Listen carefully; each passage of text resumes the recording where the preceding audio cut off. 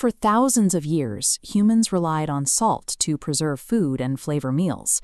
Today, that same essential mineral operates as a hidden physiological threat. Consuming excessive amounts of sodium accelerates cognitive decline, silently aging the brain while steadily increasing the risk of high blood pressure, heart failure, and kidney disease. Because of these cascading risks, the World Health Organization recommends a strict biological limit, capping our safe intake at a near 5 grams of salt per day. But hitting that daily limit is remarkably easy, especially since up to 20. To build a profile of who is most prone to this habit, researchers analyzed data from a massive study of over 8,000 older adults in Brazil.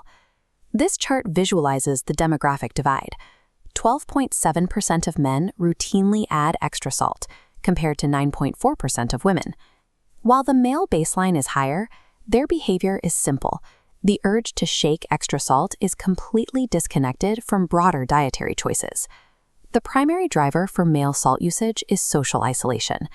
Men who live entirely alone are 62% more likely to dump extra salt onto their food than those who live with other people. The only factor disrupting this male habit is direct medical intervention, specifically when a doctor explicitly mandates a special diet to manage high blood pressure. For older men, reaching for the salt is a primal, isolated routine. It is an ingrained habit born out of eating alone, regardless of the actual food they are consuming. For women, however, the urge to add salt involves a more complex set of triggers. Their data points directly to the influence of their immediate environment. The impact of location is particularly visible in urban centers. Women living in high-density cities are twice as likely to add extra salt at the table compared to those in rural areas. That urban setting is often a gateway to specific dietary inputs.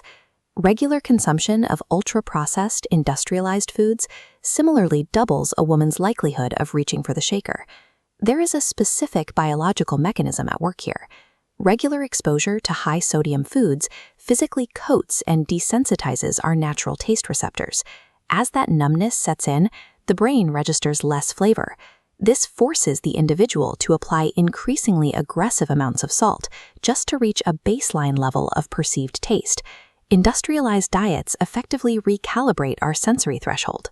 We end up adding salt not for culinary nuance, but because our system has become dependent on high-sodium inputs to register any flavor at all. The research suggests this physical desensitization is not a permanent state. Certain dietary patterns can actually restore the tongue's natural sensitivity. This chart illustrates a significant shift. For women who regularly consume vegetables, the probability of adding extra salt drops by 40%. The effect is even more pronounced among fruit consumers, who show an 81% decrease in reaching for the shaker. Consistently eating fresh, unprocessed foods actively recalibrates our taste sensitivity. It allows the brain to recover and appreciate the natural palatability of ingredients without a heavy sodium coating. During this recovery phase, researchers suggest using the sharp acidity of citrus or the profiles of natural herbs. These provide the perception of strong flavor while avoiding the risks associated with sodium. While processed foods account for the largest share of our sodium intake, the table salt reflex is a critical, high-impact lever that we control directly. Breaking that habit doesn't require a total lifestyle overhaul. It often begins with the simple physical act of removing the salt shaker from the table.